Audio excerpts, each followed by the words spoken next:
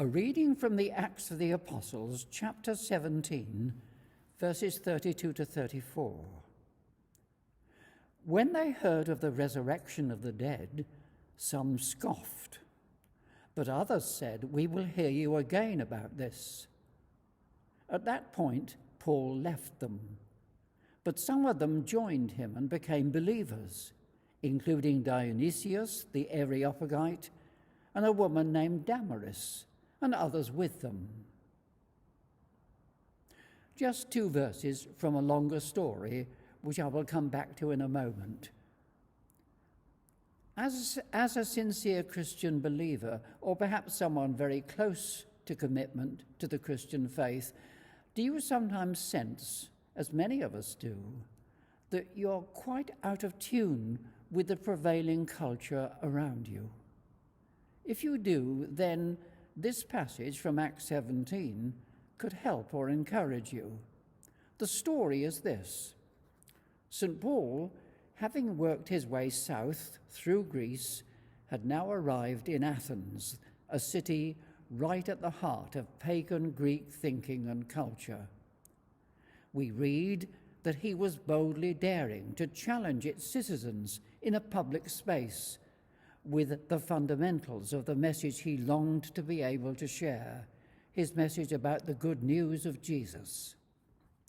These random conversations had led to his being invited into the court of Areopagus, the most exclusive of courts or debating chambers in the most learned city in the world of that time.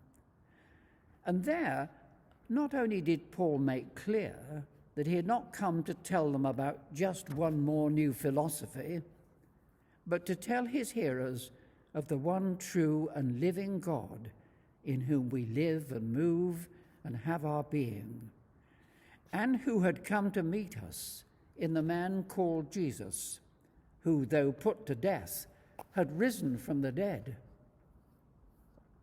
Paul could speak boldly and confidently of this. Hadn't he met with the risen Lord in a life-changing experience on the Damascus Road?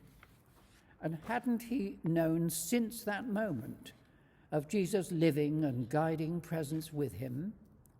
Consequently, he spoke very convincingly, and although some of his hearers scoffed, some who are named in our passage became believers. Now, could we speak of our risen Lord with the same confidence, should occasion arise?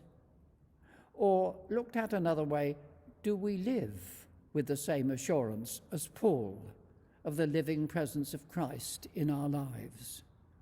We have clear and indisputable evidence of the amazing truth of his risen presence with us. First, we have the accounts we have the accounts of his resurrection in the Gospels, the same simple, matter-of-fact, unvarnished accounts, not at all the style you would expect someone to write if they were simply making up a story of someone coming back from the grave. And then the most objective evidence possible, the very fact that you and I are here. The living church is here and continuing to grow across the world.